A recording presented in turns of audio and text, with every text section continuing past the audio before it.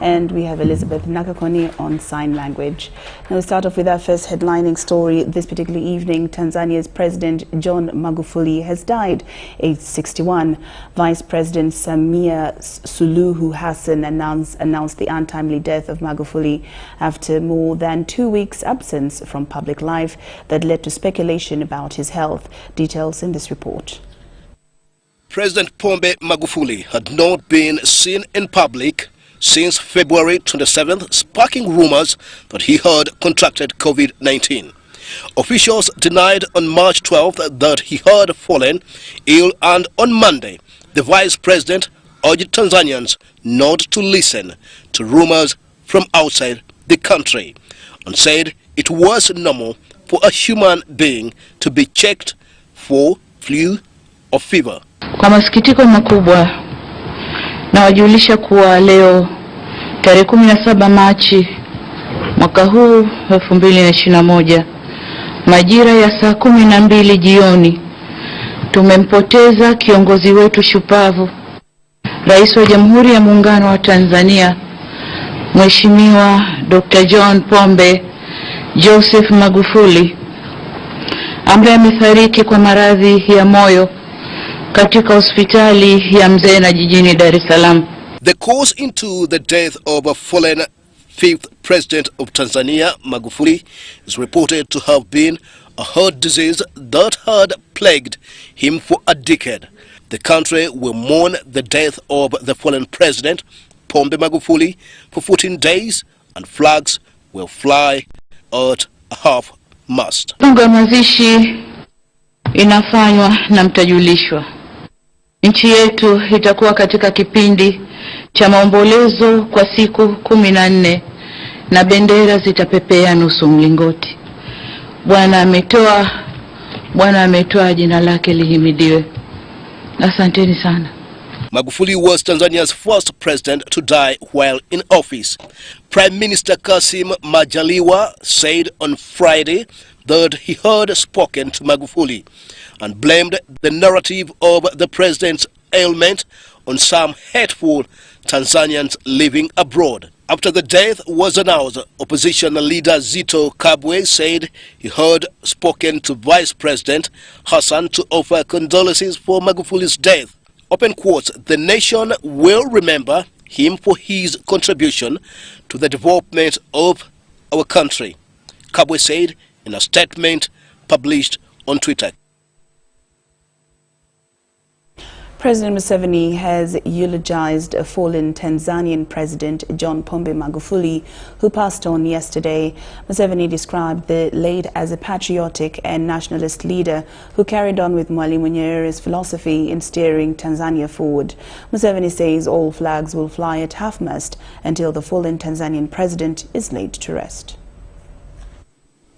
Within Tanzania, the leaders of Tanzania, led by Mwalimu, pushed for unity of the people of Tanzania, including the use of Swahili as a common language.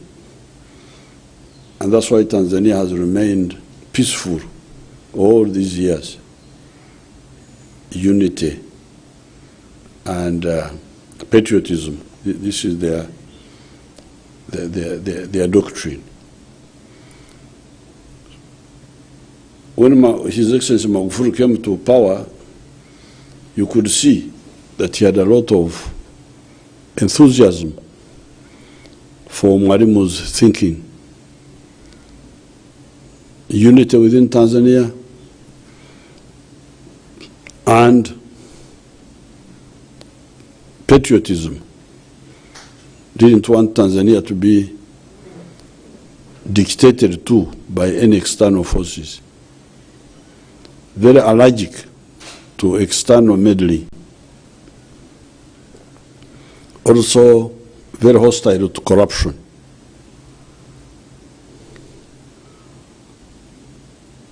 I had, of course, also started engaging him on the ultimate Nyerereist position, which is the position of which I have supported for the last 57 years, of the East African Federation. It is therefore a great shock that such a useful leader has died so early when he was beginning to make an impact on his country.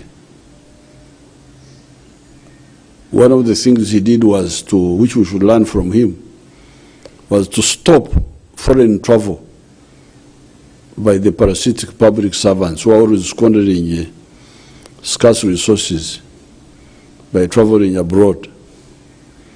And in so doing, he saved money and was able to do many projects, including the airline and so on.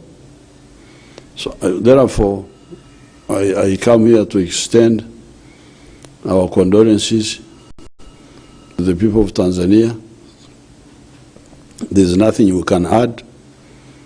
I last talked with His Excellency Magufuli on the day of the summit of East Africa. We spoke on the phone, but he told me that he had an acute headache. He told me that morning.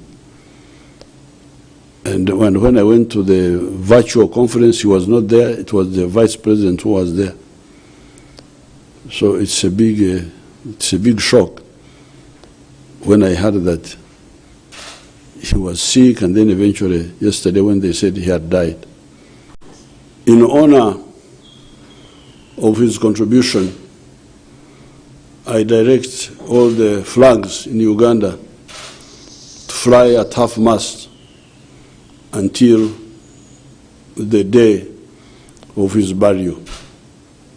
May the Almighty God rest his soul in eternal peace. Thank you. His disappearance from the public for the last over 2 weeks had raised more alarms than whispers. It was until Wednesday evening that the Tanzanian government, led by Vice President Samia Suluhu Hassan, announced his death, ending weeks of speculation as the world comes to terms with his death. Who exactly was John Pombe Magufuli?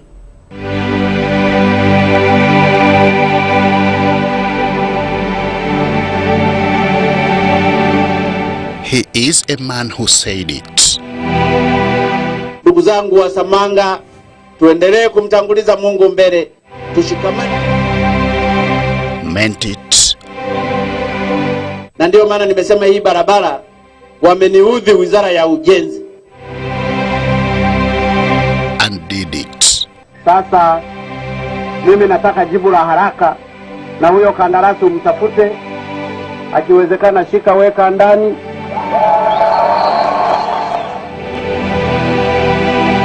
Becoming a household name, not just in Tanzania, but East Africa. Whether on corruption, economy, or social service delivery, he was always known for putting Tanzania first. Nitakuwa mwaminifu kwa Jamhuri ya Muungano wa Tanzania. It is a mantle that he took on in 2015 from his predecessor, Jakaya Kikwete, who had led Tanzania for 10 years. This milestone is a culmination of a 61-year-old journey that started way back on 29th October 1959 when John Pombe Magufuli was born, the fifth President of the United Republic of Tanzania, was first elected as a member of parliament in 1995.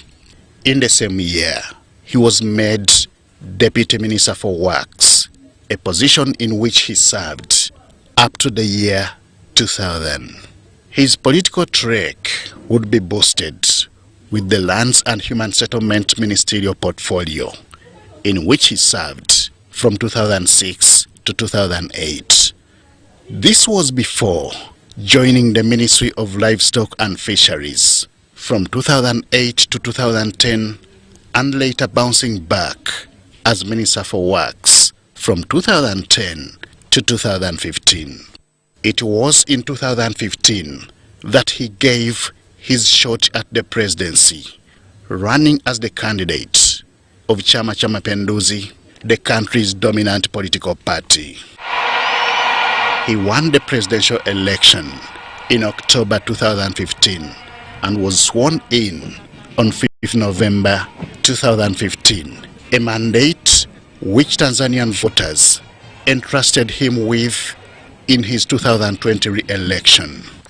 The last over 5 years of his presidency have been focused on reducing corruption and unnecessary spending. He was emphatic on investing in Tanzania's industries to the well-being of his countrymen and women.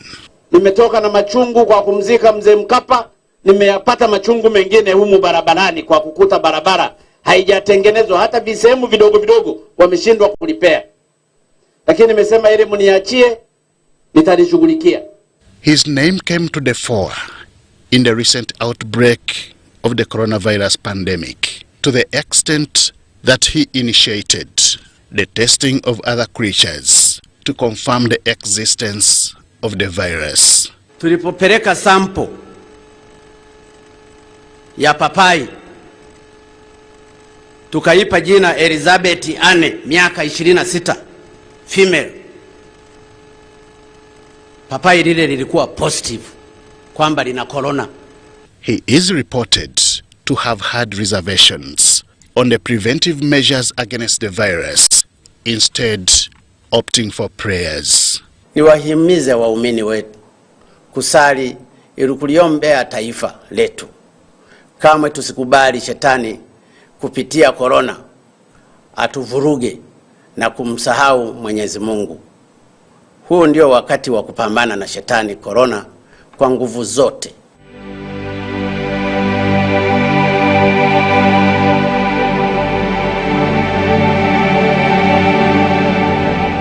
At the time of his death, Magufuli had not been seen in public since 27th February 2021, and the online rumors cited sickness and possible incapacitation from illness.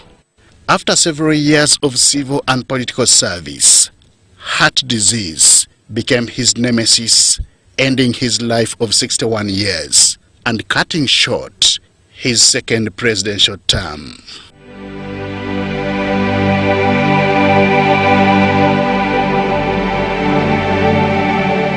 A teacher by profession, is survived by a wife, Janeth Magufuli, a primary school teacher with whom he has 3 children. Henry Okurut, UBC. His soul rest in peace. The Minister for Education and Sports, Janet MUSEVENI, has expressed the need to review all curriculum for Uganda Business and Technical Examinations Board to confirm with TVET reforms, while releasing the UBTEB 18th series of examination for May and June 2020 at State House Entebbe. Janet MUSEVENI encouraged employers to open doors to TVET employees to acquire industrial skills.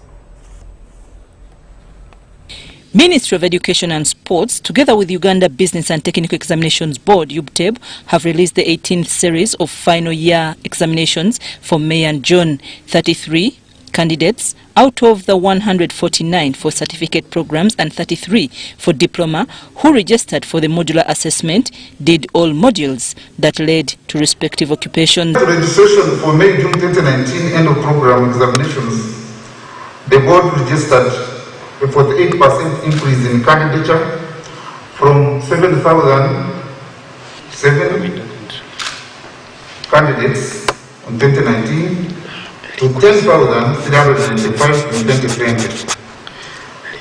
This shows a shift in activity programs, which has not been previously the case.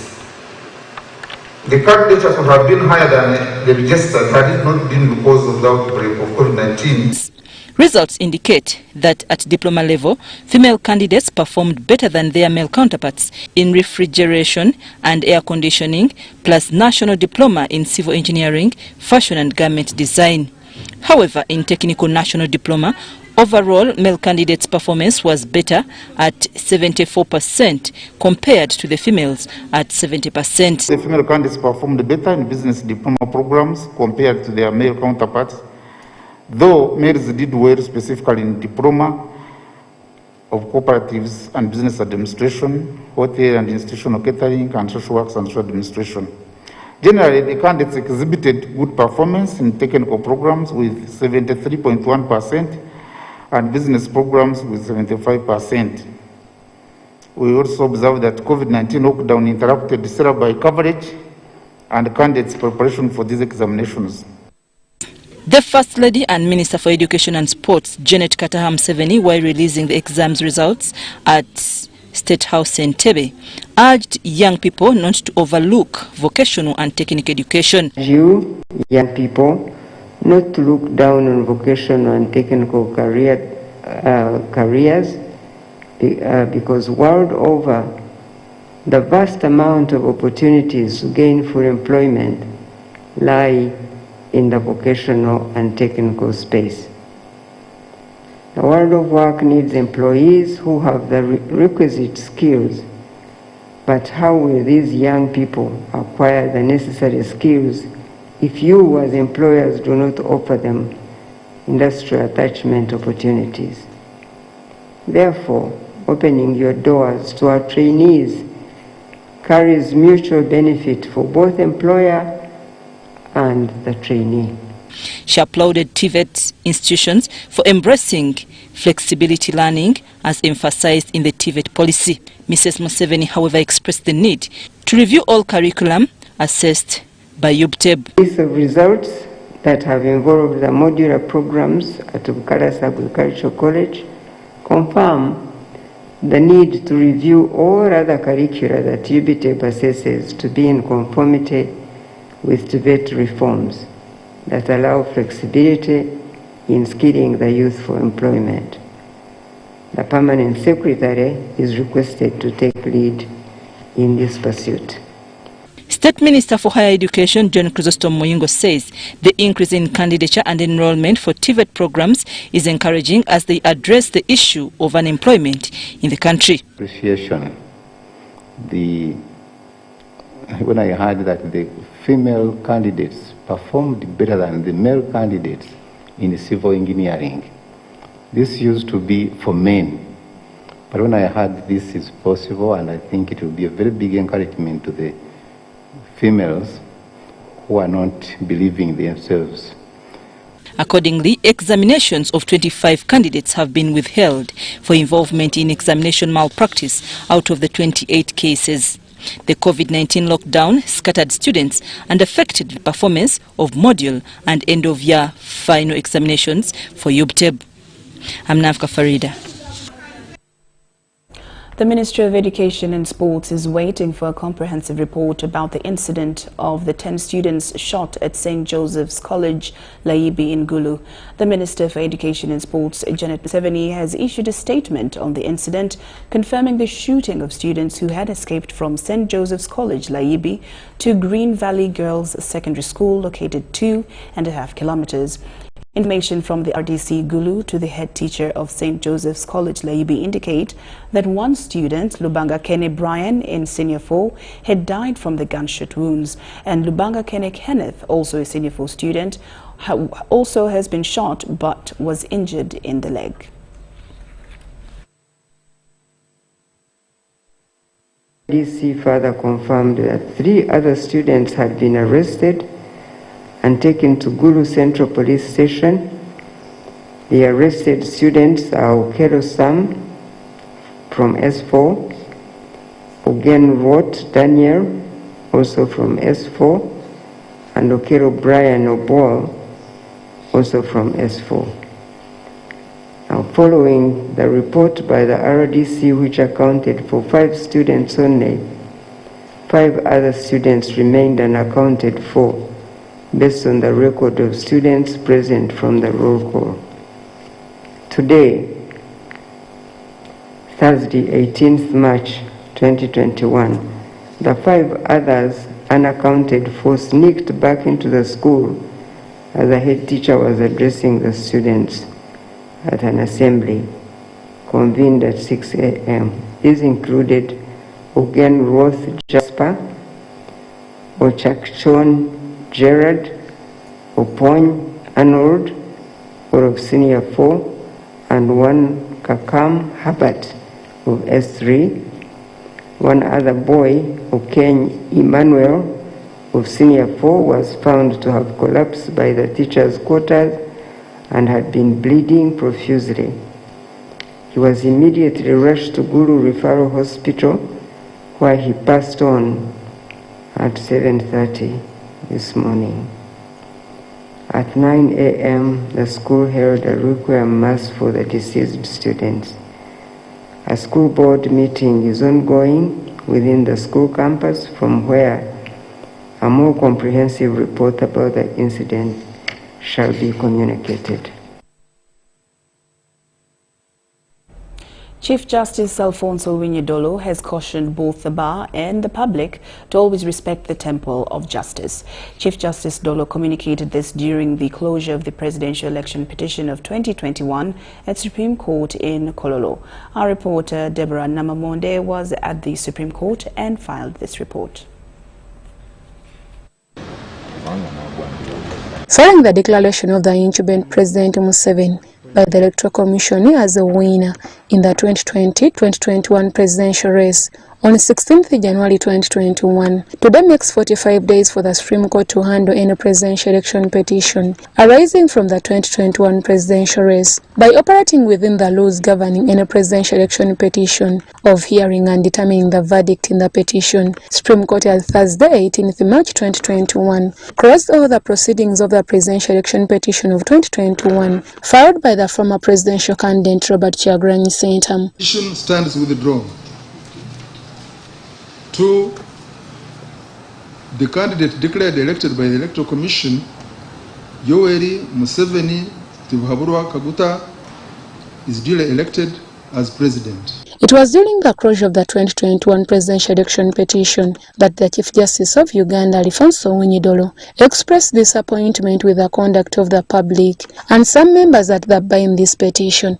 Chief Justice Alfonso Winyidolo adds that, under any circumstances, courts of law and judicial officials will render justice where it is due. The Attorney General of Uganda, William Byarhanga, in his final remarks in this petition, expressed his disappointment on the withdrawal of the petition, not leaving out the unpleasing conduct of the bar, which he says there is need for improvement. I'm therefore taking this opportunity to call upon us all to project a better version of ourselves in the future, and also take the opportunity to remind all my colleagues and members of the bar that we are, by virtue of our vocations, officers of the court, and therefore it is always our duty to not only respect and uphold the sanctity of the court ourselves, but also to ensure that our clients do the same. However, the Attorney General applauded justices of the Supreme Court for the effort and the tremendous work done in handling the 2021 presidential election petition. My Lords, on my own behalf and on behalf of my learned friends, counsel for the third respondent, the first and second respondent, and counsel for the petitioner, allow me to express my sincere gratitude to you for your patience, guidance, and total commitment to the conduct of this presidential election petition number 1 of 2021. Talking to the petitioner's legal team led by Counsel Samuel Muiz on this petition, they expressed their view. But on the other hand, we believed that court would follow precedents in a case of such a magnitude, because there are not so many such cases. Precedents of over 3 other previous decisions preceding this court. But that they have, whenever it became apparent that such precedents, all the precedents that would favor us, were departed. It is now stamped and sealed in the Ugandan laws to record the first withdrawn presidential election petition. Deborah Namamonde, UBC News. Now, Supreme Court has declined to award costs to the respondents in the 2021 presidential election petition filed by former presidential candidate Robert Kyagulanyi Ssentamu. In the detailed ruling delivered by the justices of the Supreme Court, court said to allow costs against the petitioner would prohibit or scare away poor litigants from filing public interest cases to the courts of law.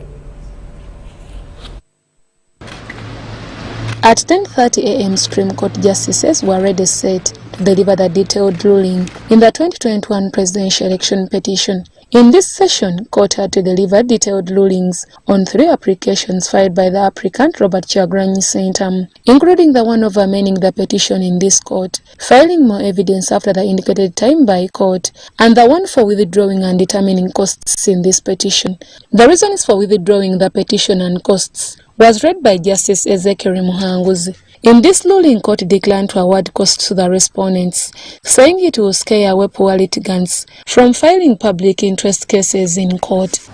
3, each party will bear their own costs.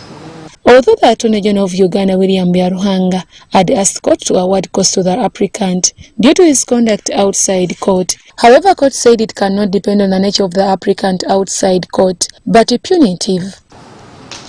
The record indicates that counsel for the applicant never filed a single affidavit pursuant to his undertaking of the 11th February 2021 or at all until the last minute on Sunday 14th February at 5 p.m. In the application of amending the petition, in the reasons which were read by Justice Luby Opio Awel, court said it had no powers to amend the rules governing the petition, and that any presidential election petition is not subject to amendment as lawsuit.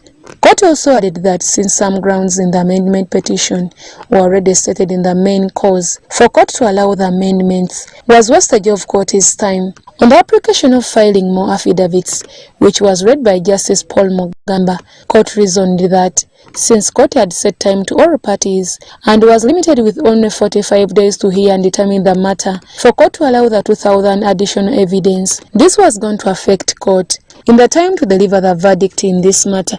Lastly, and most fundamentally, we found that granting the extension would negatively impact on the timelines issued by court, in that it would take away 6 out of the 11 days and would leave court with barely 5 days to internalize, evaluate the evidence, and give a reasoned judgment within the 45 days prescribed by the law. Justices of the Supreme Court also added that since court directed all parties on the way to go on filing on 11th February 2021, and the applicant did not object to the indicated time, there was no way court was to extend time to allow further evidence. Court, however, accused the petitioner Robert Kyagulanyi Ssentamu for not being clear to the alleged witnesses who are in prison and police custody. Basing on the above reasons, justices of the Supreme Court declared Yoweri Kaguta Tibuhaburwa Museveni as a legitimate winner in the 2021 presidential election petition. Petition stands withdrawn.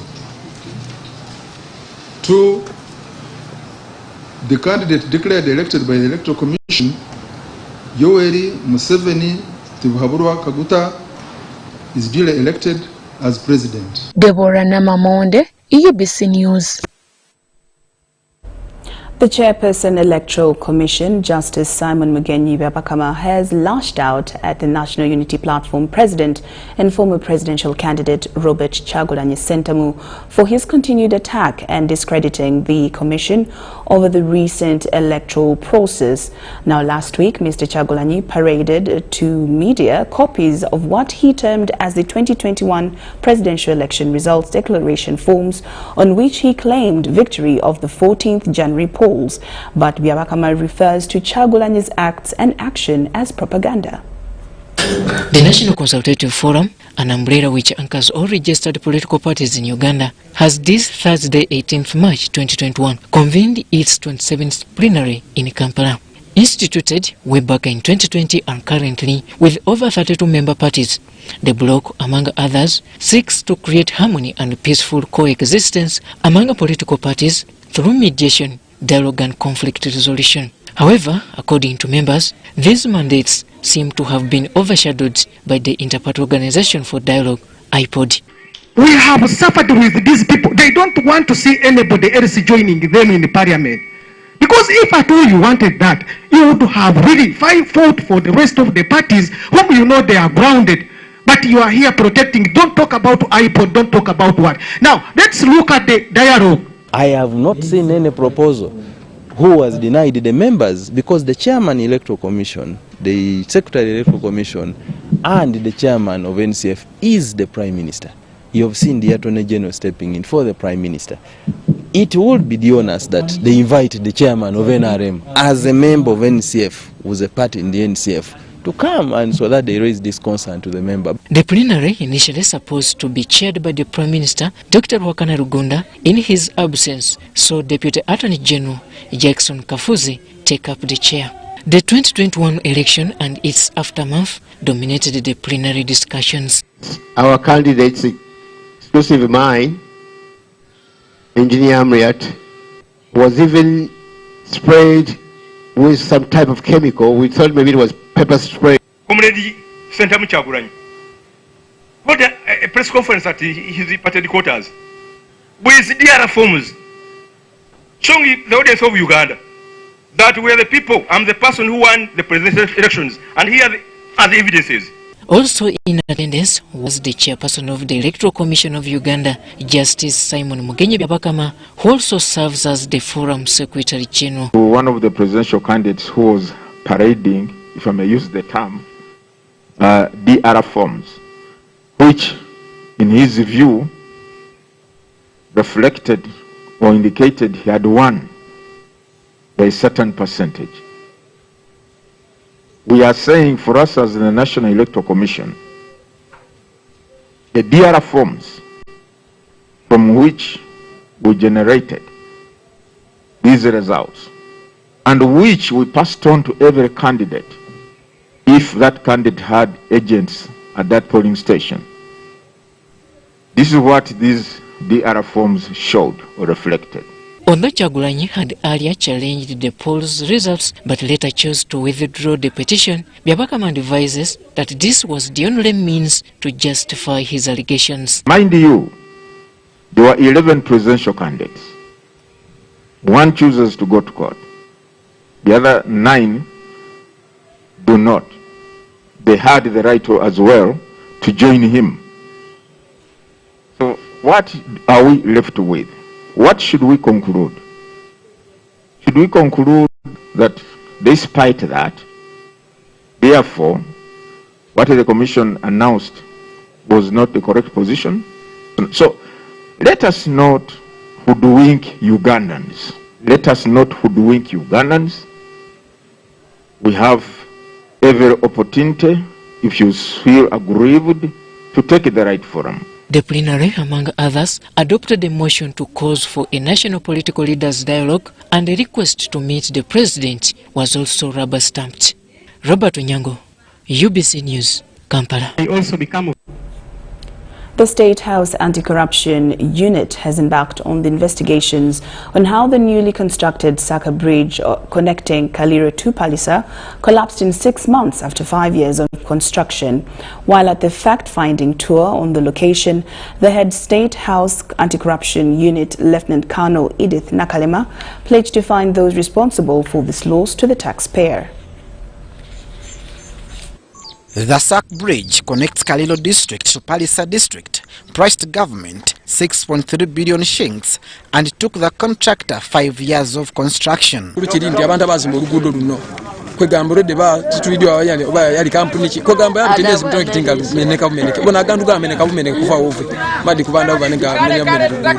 SAAKA bridge lasted for only 6 months and was washed away by the running waters of River Mpologoma, which left the business community and the residents at large in mobility shock. Bana basuubuza basinga bungi batono ina abali kujja abatanalire maadi tibajja batyabuti batya amaadi nga ebidumo bitono kati tulisabe gavumenti ezetuterezire nzireno etekemu ebidumo ebinene ebimala. The outcry of the population was filed to the responsible authorities, which attracted investigations into the matter and how the contract was awarded to the Mlows and brothers. With my eyes, I have seen sand in Buvelas, which so our part as the anti-corruption unit will be to follow up on who didn't do what was required of them. Dr. Badru, yes, and we will follow up closely. We want to know why over 6 billion shillings was spent on on the works that did not even spend 6 months. But importantly, losing lives is something that we cannot take lightly. Maybe someone was careless or corrupt. So Colonel Edith Nakalema was accompanied by the State House Chief Engineer Dr. Badru Chugund, who expressed disappointment on the groundwork. We shall continue searching for what caused the wrong to happen. Yeah, I've seen sacks, plastic sacks, which were filled with some seeming mud or sand. Yeah, these are provisional materials. I mean, the sacks which are used in a number of temporary materials. The collapse of SAAKA Bridge has claimed many lives, which compelled the community to reach out to the office of the president for the rescue. Obunafu bwa UNULA yalaga obunafu bwayo yakabeere ng'esobola okutaawa obupande ab'okuleeta ebitaka yafuka mu luguudo omwo ekiraga ng'oluguudo lwigale. Aye ekyo tibakikola ng'aba UNULA era abantu baife bangi abaafa mwalimu abagole mmotoka ya soda aye nga bali kugwa mu butamana. In the engagement of the government officials and the community, the Executive Director, UNRA, Allen Kajina, assured the community about fresh construction of SAAKA Bridge immediately. Construction process should take about 24 months. We will do what we can to shorten it, but we also want a good job, so we don't want to rush and then have the river take away the bridge. The process of contract awarding was handled by the Ministry of Works and Transport, and this, according to the State House Anti-Corruption Unit, will be the starting point for the investigations. Abdul Nasser, Lubwama, UBC News. Government spends a whopping 7.5 billion Uganda shillings every year to treat complications resulting from unsafe abortion. Abortion in Uganda is illegal, except where the mother's life is at risk. But even then, there is a process. This means it is restrictive, not completely illegal. In this special report on unsafe abortions, we also look at how improved and increased sexual reproductive health and service access could be one of the many solutions to reduce unsafe abortions, just like one of our very own found out from the experts. Kawempe National Referral Hospital receives 8 to 25 mothers every day to unsafe abortion, and the countrywide picture indicates that every year Uganda loses 1,500 mothers to unsafe abortion, according to a 2016 report by Reproductive Health Rights Organization. Available information from Guchama Institute also indicates that Uganda used a minimum of 7.5 billion Uganda shillings in 2016 to treat registered cases of unsafe abortion. This means that the reality picture could be worse when you consider that many patients of this nature may prefer private treatment. Unsafe abortion refers to the termination of a pregnancy by unskilled personnel or in an environment that makes it dangerous for the patient. Sometimes the women self-administer dangerous substances to terminate an unwanted pregnancy. It is done by someone who is not fully trained.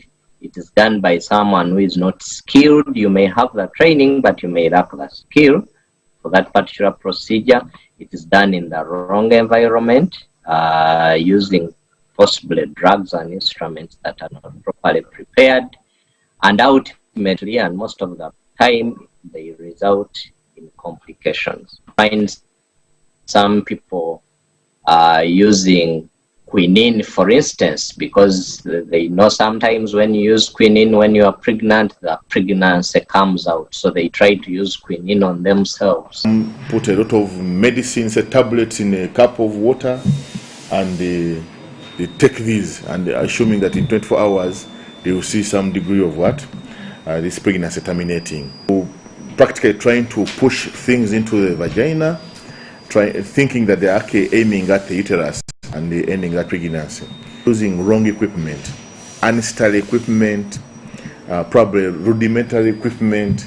According to a 2016 Uganda Demographic Health Survey, 4 to 6 maternal deaths out of the 16 mothers that die every day is related to unsafe abortion. The probability of whether the person in danger may survive or not sometimes depends on how soon they get to the emergency ward, but even then, this may not be assured since some of the medics may have reservations on offering treatment.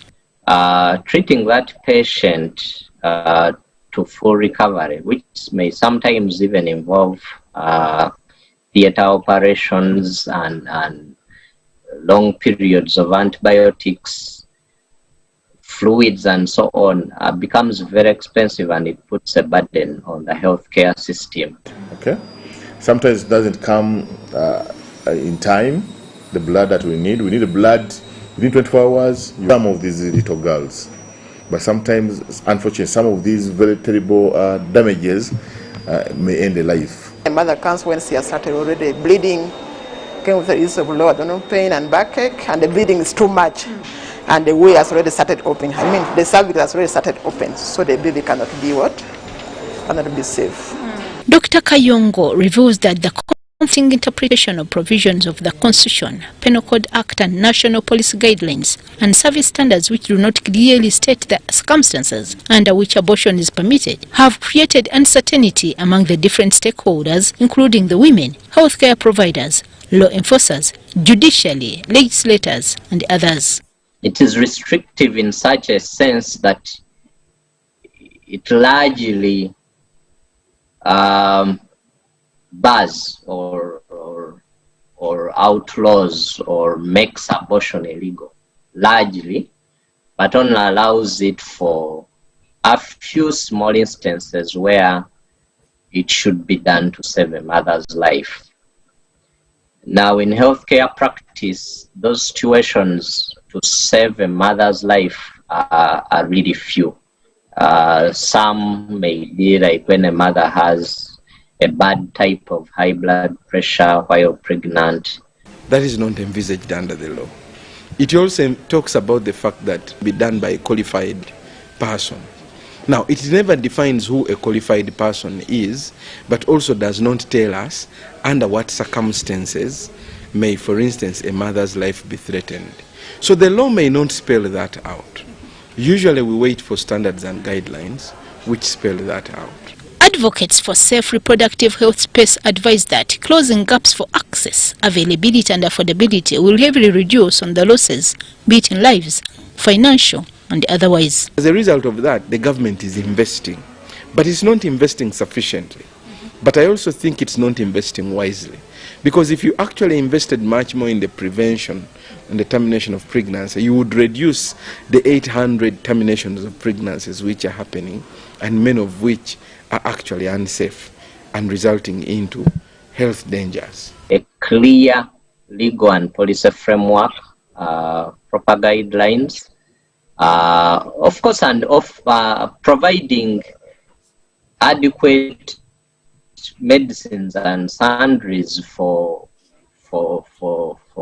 women with post-abortion complications. That's also important, because it's not enough to assume that when they come for post-abortion care, actually there are enough drugs and sundries to take care of them. Sometimes that is not the case. Religious leaders have brought on the civil society organizations to try and help propagate the information to the masses. Usually, unsafe abortions are also a result of stigma, religious, cultural, myths about modern family planning, lack of sensitization, and to this, the experts think that fast-tracking the school's sexuality education framework will guide on age-appropriate materials that may be fundamental in making sure no more deaths related to unsafe abortion. We cannot continue judging women that are dying because of unsafe abortions when the system has not been supportive. We can no longer bury our heads and pretend that it is not happening. I think as part of the legal reform process, the government needs to undertake a community assessment, an assessment that is not just in Parliament. But we have seen that in many years, people spend a lot of time criminalizing some actions. But the unregulated mushrooming clinics are a breeding ground for unsafe abortion. Overall, it's government's responsibility to secure the health of its citizens, and the private sector only comes in handy to support the cause. Therefore, even intentional improved budget specific to reproductive health is another area that should be given a priority. Overall, the recommendations include government being at the forefront of spearheading information dissemination of avoiding unwanted pregnancies, publicize the current version of the National Policy Guidelines and Service Standards for Sexual and Reproductive Health Rights, address the stigma, discrimination and silence that force women and girls to resort to unsafe abortions, provide sensitization training to healthcare staff so that women with abortion-related complications know that they can get the necessary medical care without fear of hostility. Ensure adequate access to family planning information and sufficient consistent supplies of a full range of contraceptive methods to avoid stockouts. Also ensure that social cultural norms that result in barriers to access, such as practices of requiring spousal authorization or being married as a precondition for access to contraception, is also handled. Embark on nationwide information and educational campaigns aimed at both men and women to provide accurate evidence-based information about contraception, and then improve access to comprehensive age-appropriate sexuality education as a measure. For UBC News, I am Rose Pichirwa.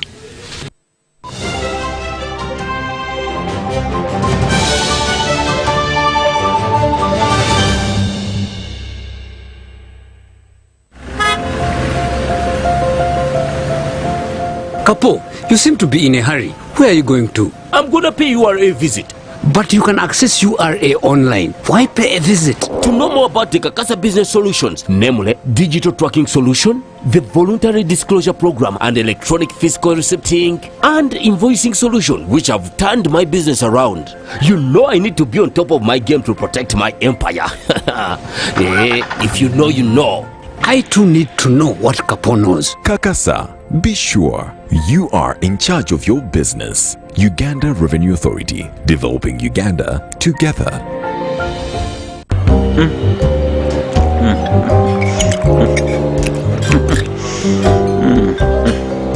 Wait.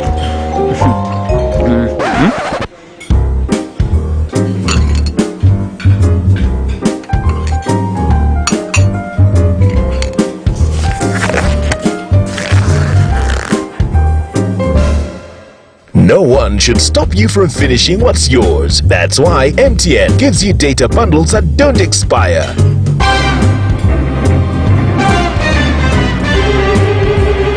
Load MTN Freedom Bundles using My MTN app and enjoy the freedom to finish your data bundles. MTN.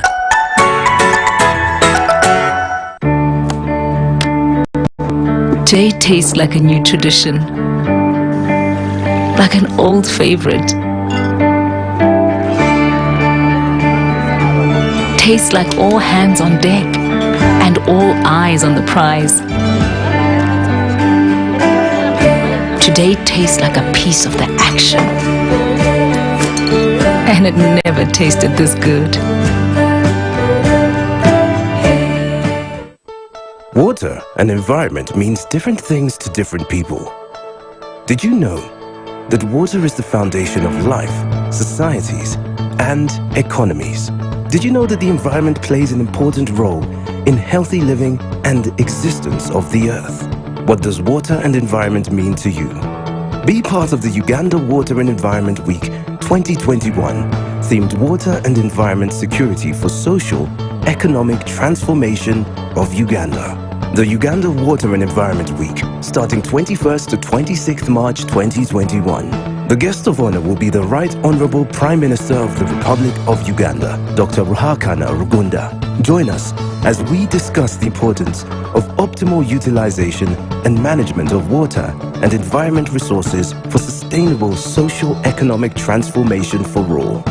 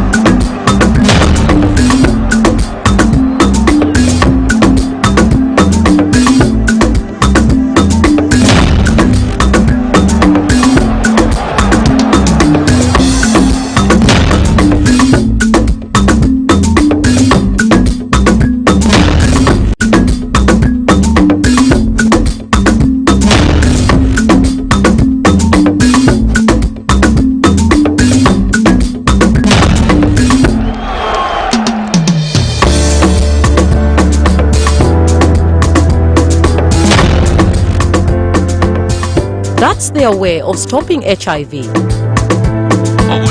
What about you?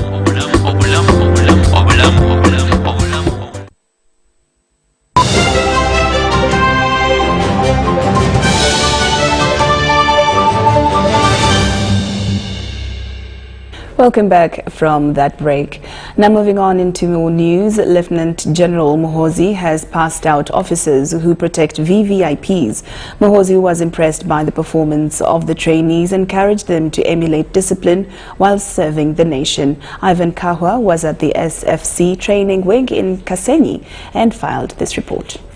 The commander of the Special Forces Command, Lieutenant General Muhoozi Kainerugaba, has passed out 189 police presidential guards and 15 Special Forces Command chemical, biological, radionuclear and explosive handling trainees at SERIE Kasenyi Training School.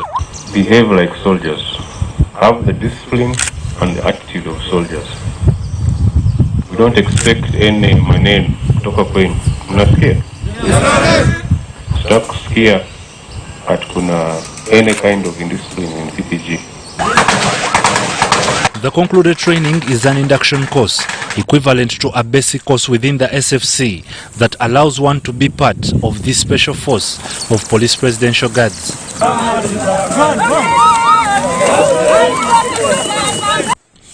Muhoozi did inspect the tactful actions and commended the skills emulated by the trainees. He was accompanied by the Deputy Commander of the SFC, Brigadier Peter Chandia, Commander 2 Special Group, the Director of Personnel and Administration, the Commander of Police Presidential Guards, and the Director of Training SFC. Are capable of, even police can be capable of. It is just training, it is orientation, it is attitude. So, PPG, you are kind of a model for the rest of police. You are there to show the rest of police that there is nothing stopping them from being as good as UPDF. The Commander SFC wants the Police Presidential Guard to go beyond VVIP and start conducting counter-terrorism courses under the command of SFC, but still part of police. So you can have VVIP, counter-terrorism, and be able to dispose of bombs disposal. Those can be missions under PPG that I think you can work on. The pass-out marked the end of a 6-month course, with certificates of completion awarded to the trainees. The Police Presidential Guard is a unit under the Special Forces Command, whose role is to provide security to the First Lady and other very important persons in the country.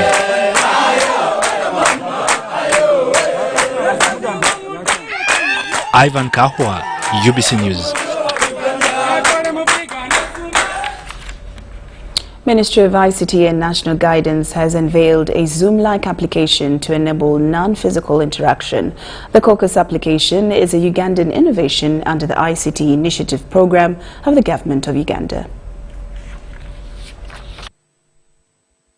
The Minister of ICT and National Guidance, Judith Nabakoba, has unveiled the CAUCUS application system designed to enhance ICT connectivity within the country and beyond. This CAUCUS application enables them to do work, do meetings, do teaching, do trainings, do conferences like the Zoom application. But the unique bit of it is that this application has also a blackboard that one can be in position to write on a virtual blackboard and explain what they want to explain, probably to the learners or to the people who are attending the meeting. Going to be stored here at our data center with NITA-U, meaning that every information will have to remain in Uganda but not going elsewhere like other platforms have been doing. The CAUCUS application system was designed by the Uganda Institute of Information and Communications Technology with the target of improving the e-economy and promoting digital interactions. The institute is committed to establish a virtual ICT laboratory to train and spearhead technological adaptations. establish those labs. We are going to make all classrooms digitally enabled such that even students can access a teacher. If students are at school learning, other students out there can access that classroom virtually so that they are able to learn even if they haven't come physically to the institute. Minister Nabakoba disclosed the consultations with the Ministry of Education and Sports are about providing a mandatory practicing license to all ICT practitioners as a prerequisite in the industry.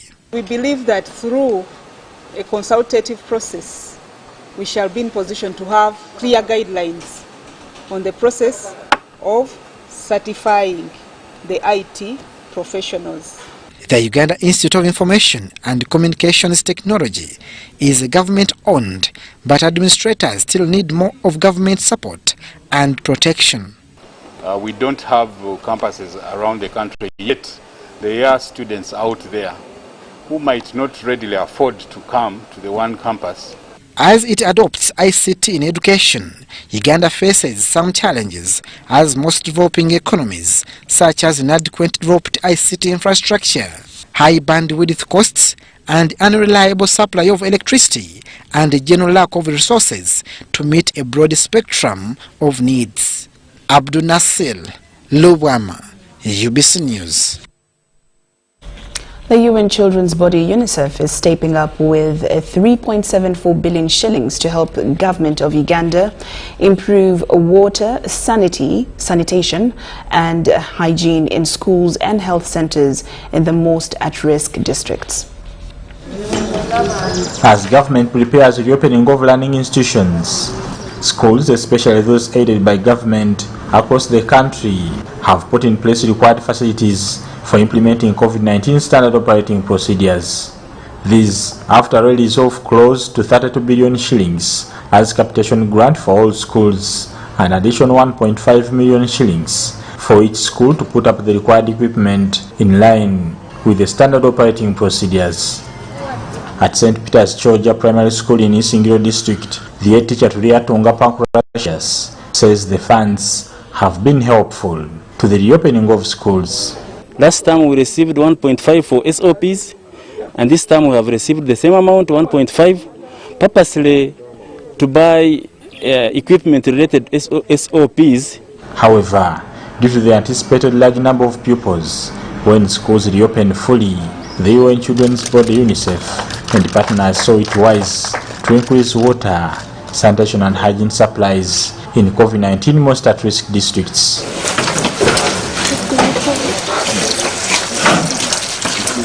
In washing hands, we wash our hands, avoid this disease, as we know that there is COVID-19 disease. We always wash our hands. So complementing with what UNICEF has also provided to us, our schools are safe, and when you visit all the schools, you really prove that the standard operating procedures are in existence. There are hand washing facilities, the temperature guns are there, and we have not had a case of contraction of such a disease. So it's a clear manifestation of their focus that they carried out the needs assessment, and we are vulnerable for that matter to receive such gadgets which have greatly contributed much in depriving the children from contracting the disease. St. Peter's Georgia Primary School is among the 1,172 government-aided primary schools countrywide that have benefited from the water, hygiene and sanitation supplies to mitigate the spread of COVID-19 among pupils. The Uganda shillings 3.74 billion project has also been extended to 472 health centers and hospitals across the country. Bujalia Health Center 3 in Chikube district is among them.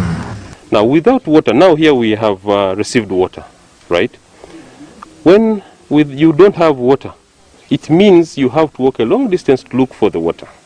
And that is more cumbersome. Well, if you go to another facility, when you have the water right with you where it is supposed to be, within the facility that you're using, life is easier and you feel more comfortable. So overall, having an improved wash system within the healthcare facility will encourage our mothers to come and give birth in a safe and a secure place. With schools, we realize that having an improved wash system, the overall hygiene within the schools and also within the health care facilities is improved.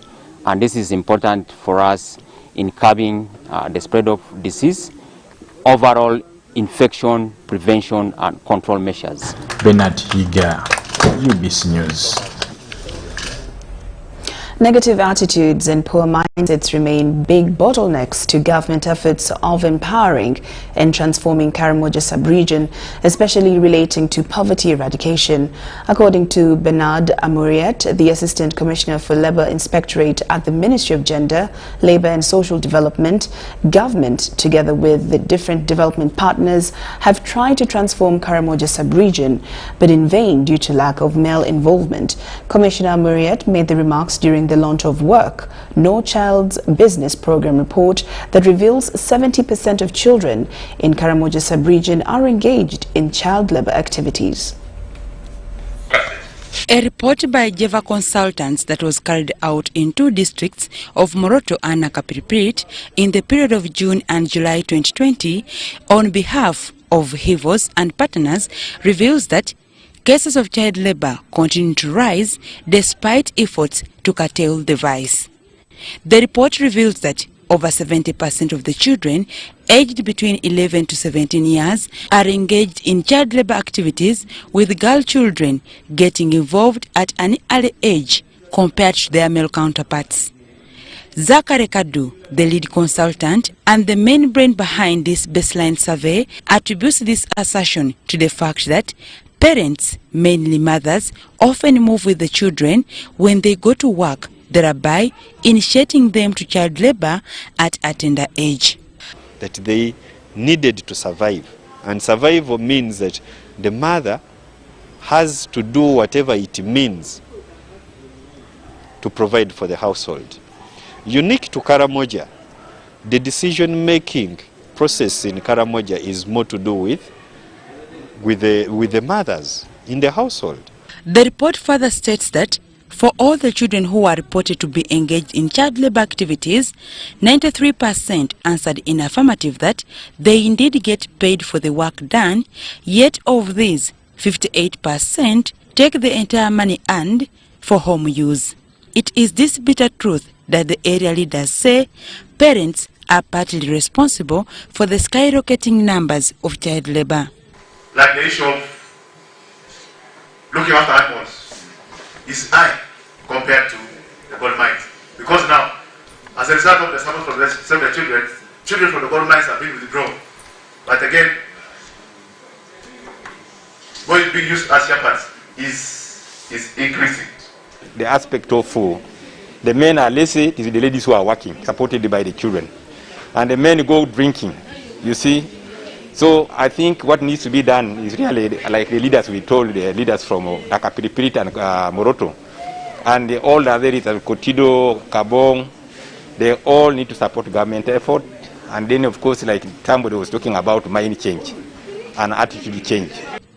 Unfortunately, with the outbreak of COVID-19 pandemic, the situation is said to have worsened when all children were out of school.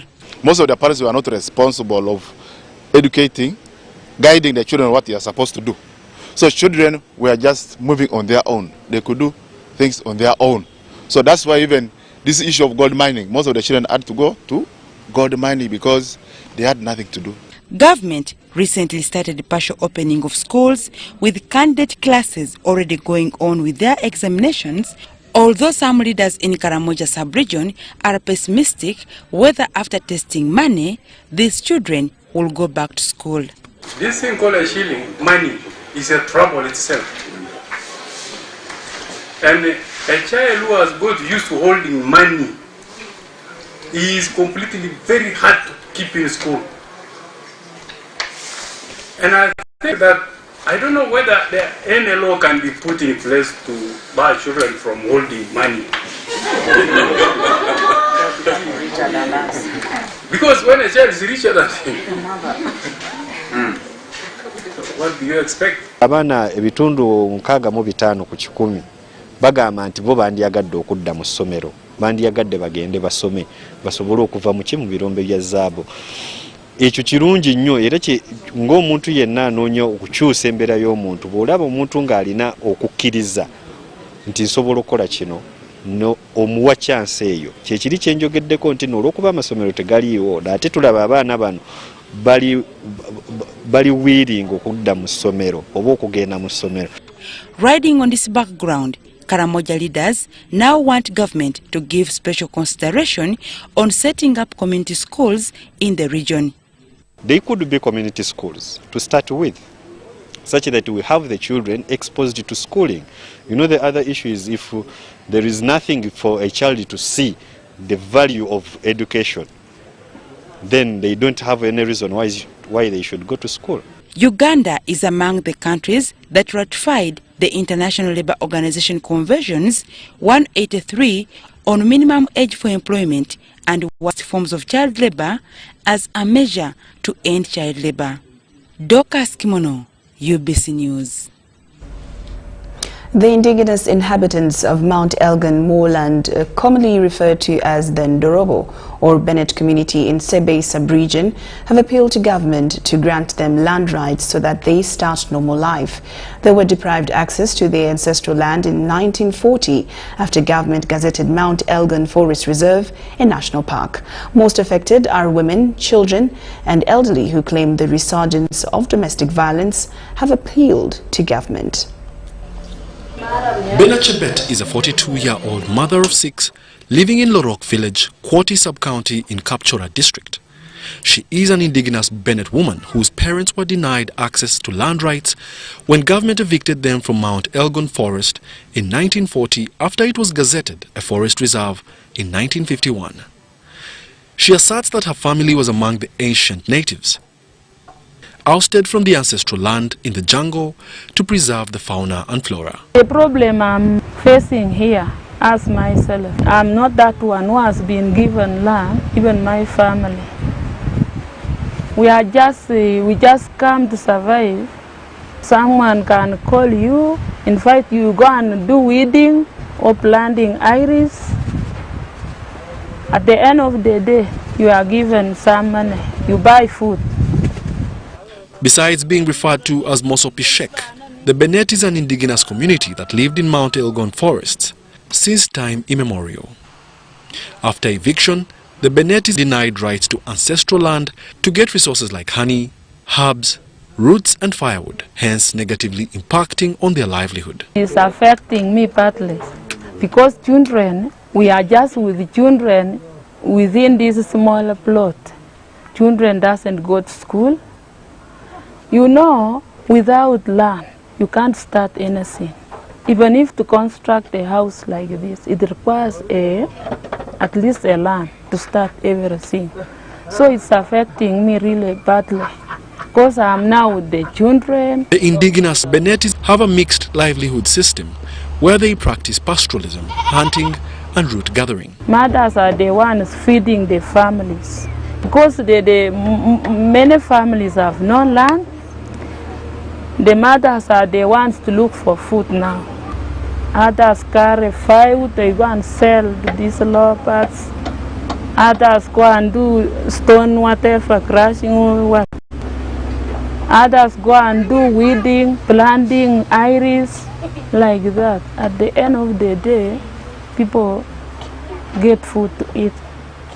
But men, they are now dormant because they don't know where to start from, no land. Kokop Cheropis, 80 years old, is a grandmother living in the parish of Kwen, Kapchora district, and has lived outside the forest since 1993. She owns no land, but wants government to reinstate her ancestral land rights. These women are symbols of many vulnerable single and elderly mothers who are struggling for survival because of delays to implement the 2005 consent judgment and affirmative action by government. My humble request to the government of Uganda is that they should look forward for these people who are landless, at least to resettle these people who are evicted from the park, such that they can even carry out what others are doing, and even children to go to school. With high demand for agricultural land, in 1983 the government allocated 6,000 hectares of land to the Bennett, but did not benefit from the resettlement process. As a result, the Benet became squatters on the forest land and adopted ways of survival away from traditional ties. We reached here, the making of lakwek and honey was not for sale. It was just to treat people. But as we reach here, we see that there is no way to survive. I begin making lakwek and sell it to these people. And they are so happy because they are getting treatment from this lakwek.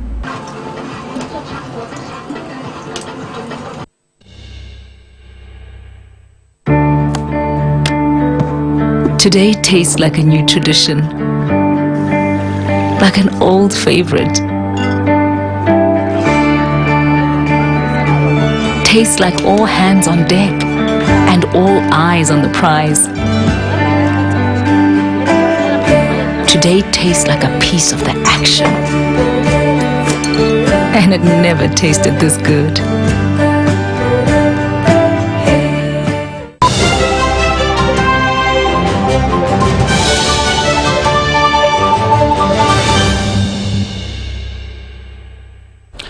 And now into business news. Government has asked Parliament to fast-track the approval of the proposal to borrow $130 million from the domestic market to pave way for the elapsing deadline of the final investment decision. State Minister for Planning, David Bahati, and the Minister for Energy and Mineral Development, Mary Goretti Tutu, together with officials from UNOC, interfaced with the Parliamentary Committee on National Economy, seeking for approval of the loan, which amounts to over 487 billion Uganda shillings.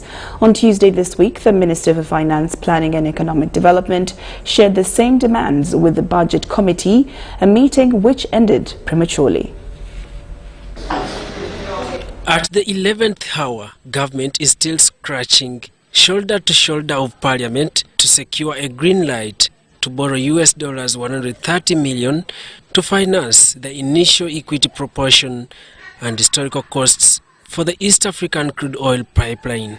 We are planning properly for other costs that we anticipate in 2023, 2020, 24, 25, up to 26. As the deadline for the final investment decision nears, the stakeholders still face a challenge in defending the needed funds, which amounts to 487 billion. Chair seem to be more concerned than the ones who need the money. Earlier this week, the Minister for Finance, Planning and Economic Development, Matia Kasaija, could not hold the pressure by the members of Parliament sitting on the Budget Committee after many queries went unanswered. Now, the Minister of State for Planning, David Bahati, Minister of Energy and Mineral Development, Mary Goretti Tutu, and officials from Uganda National Oil Company appeared before the Committee on National Economy, chaired by former Minister for Energy and Mineral Development, Saida Bumba, to add their voices to the need for the loan.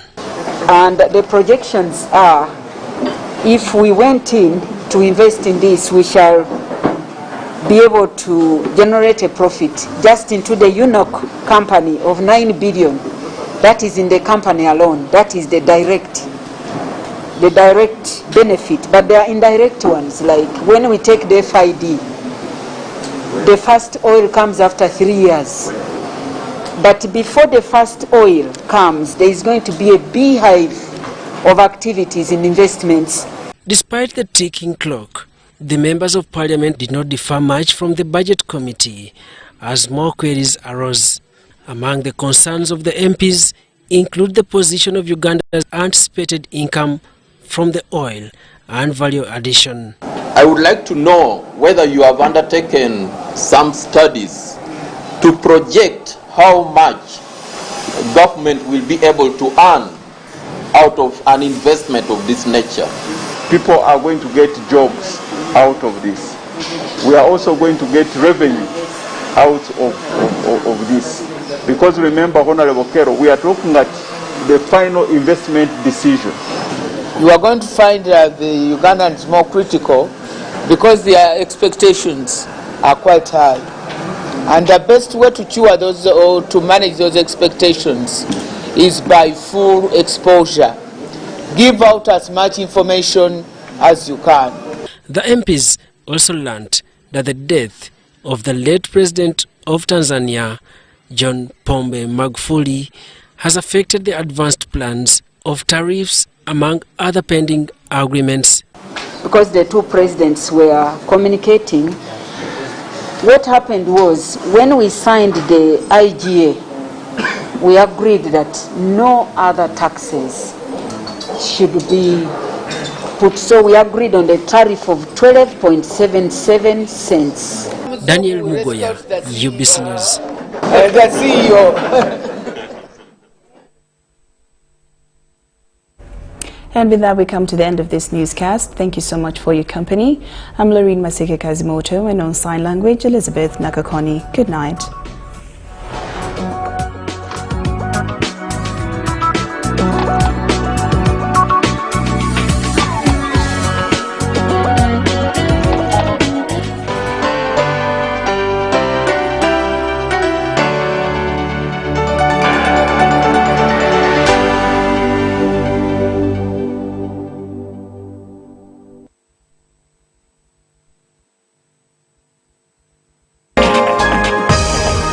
Up next on UBC, brought to you by Keep the lights on. Use Airtel Money to pay for all your Yaka bills conveniently. Open the My Airtel app to buy Yaka units. Airtel Money. Simple, secure, borderless.